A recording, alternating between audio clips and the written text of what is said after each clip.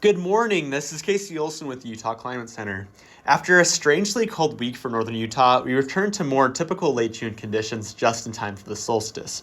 Unfortunately, this swing back to summer packs a powerful punch because heat-related headlines seem to dominate forecast discussions moving into next week. This looks to be the dominant pattern moving into the seasonal climate outlooks as well, which favor warmer and eventually drier conditions for the remainder of the summer. Despite the dry and heat on the horizon, I need to quickly switch gears and strongly emphasize that today and Saturday we'll see severe weather in the southern and eastern halves of the state. We have quite the concoction of ingredients for strong thunderstorms that could bring locally strong winds, rain, hail, and even the potential for rotating updrafts given the vertical wind shear profiles. In the latest forecast discussions by the National Weather Service, they even mentioned that given the right balance of conditions, Friday could be a 1 in 10 year event with a 20% chance of reaching a 1 in 100 year status in terms of precipitation. Flash flooding threats are incredibly likely, especially in flood-prone areas.